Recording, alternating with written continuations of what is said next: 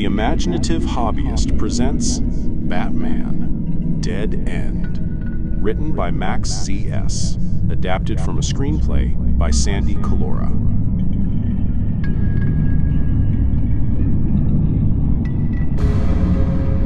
A storm was coming to Gotham City. This storm would not bring rain, wind, or thunder and lightning, but panic, disease, and destruction. Lighting the stick of dynamite would be a madman with a taste for theatrics who could not be bought, bullied, or reasoned with. He just wanted to see the world burn. The fire started at Arkham Asylum. Somehow the Joker had escaped from his maximum security cell. 2 guards were found brutally beaten, and 1 person was confirmed missing, Dr. Harleen Quinzel. The Gotham State University graduate had begun working at the asylum roughly 6 months ago. The one inmate she was said to have had the most interaction with was the Joker, which made the likelihood of her having been taken hostage by him strong. The footage did not reveal much, as a lot of the recording had been erased, but what it did show was Dr. Quinzel coming to see the Joker at 5 p.m., the Joker in cell at 6 p.m., a half-hour later, the guards lying unconscious on the floor with the Joker still in his cell, and 2 minutes later, him leaving the room.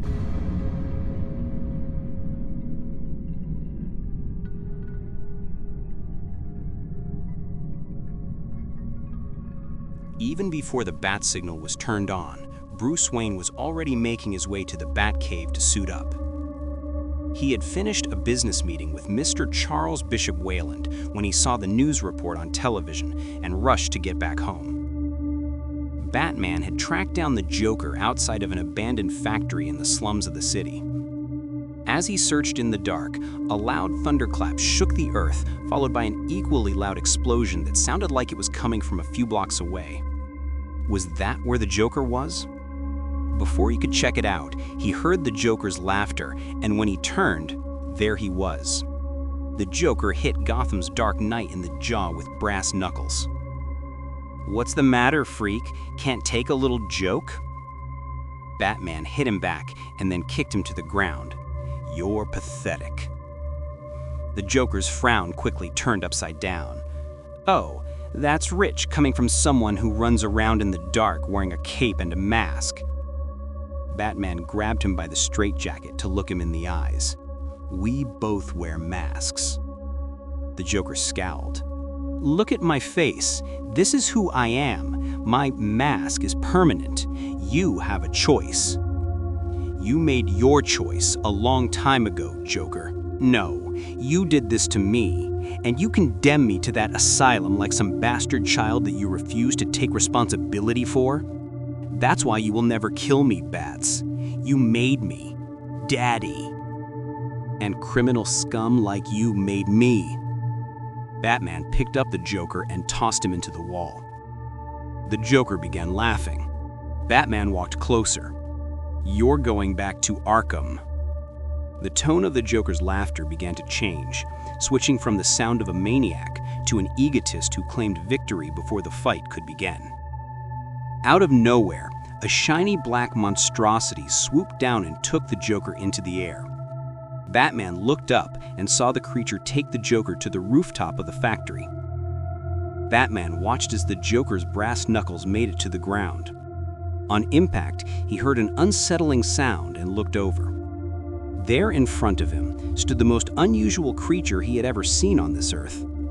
They had a sleek, black, biomechanical appearance with an elongated head and a whip-like tail. They looked exactly as the creature that had just captured the Joker. They must, Batman thought, be part of a hunting pack. The creature tackled Batman. The Dark Knight did his best to break free from its hold, but it was extremely difficult due to its unique shape that allowed it to keep its victim trapped like a fly in a spider's web, and its weight. Help would come from above, but it wouldn't be from an angel. 3 red dots appeared onto the creature's skull, and within a second, it popped like a balloon. It was dead, and Batman was finally able to break free from its hold. He got back to his feet and looked up to where the blast came from. There, on the rooftop ledge, stood a tall, muscular man wearing exotic-looking metal armor. He pointed the small cannon on his left shoulder at Batman, but Batman acted quickly and threw a batarang at him, causing the cannon to explode. The explosion did not jolt the strange man any bit, and he only just removed the wrecked tech off of his shoulder and jumped down to face his new target. As soon as he landed on the ground, Batman realized it wasn't another human being he was dealing with. Their skin, of what could be seen, was scaly, and he had claws in the place of fingertips. Their armor did not resemble anything he had encountered before. Nothing in its design resembled what Lex Luthor or Maxwell Lord were developing. Most likely he and the other creature he had just dealt with were of alien origin. The explosion from a while ago must have been the ship they came from. He wondered as he stood against this creature if maybe Clark or Hal had knowledge of it or what it had slain. Unfortunately, neither Clark or Hal could be reached for help, as they were both off-world. The alien threw its fist right at his prey, hoping to strike. Batman evaded it and dodged another attack. He hit him in the stomach and socked him in the jaw, but it was to no effect. Batman attempted to kick it in the side, but they grabbed his leg and knocked him down to the ground. When the creature came closer to inspect the degree of injury of its prey, the darkly costumed fighter jolted back, landing hits onto its legs. It grabbed his hand before it could land another strike and grabbed him by the throat. He tossed Batman into the metal wall, where he collapsed. On the ground, Batman found a lead pipe and took it into the fight. He hit the creature multiple times, having more of an effect than when he was using his fists. As soon as he landed his biggest strike, he kicked it in the stomach and sent it back a few feet. Both warriors took a moment to study their opponent. The gauntlet on the alien's forearm unleashed 2 blades. Instinctively, Batman tossed down the lead pipe and pulled out a batarang. Their duel continued. For the most part, Batman evaded being hit by one of the blades from the alien's gauntlet, but when it landed, it sliced at the caped crusader's torso. Batman fought through the pain, and he tried to land one on the alien, but was knocked down. The Predator saw the Batman slowly rise to his feet. Halfway up, he attempted to make the killing blow with his blades, only for them to be stopped by the batarang. Using all of his strength, Batman pulled out both blades from the gauntlet, used his batarang to slice into the side of the alien hunter, and then struck it in the back, causing it to shriek in pain. Batman had finally brought the creature to its knees. He raised his batarang up high, looking for the best spot to use it to knock the alien out. But before he could strike, monstrous laughter came from across the alley. There were 3 more dressed exactly as the creature. One in particular had red armor and was somewhat taller than the other 3. Most likely, Batman thought, the pack's leader. Batman let go of the creature and stared at its friends eye to eye. He pulled out a second batarang and awaited the fight. As lightning striked, he discovered there were a few more like the monstrosity he had dealt with earlier, standing opposite from the Predators. Batman quickly realized that he was in the middle of a war, and frankly, neither side was going to take issue if they had to rip him in half to get to the other. A familiar laugh was heard, so loud it made everyone in the alley gaze up to the rooftop.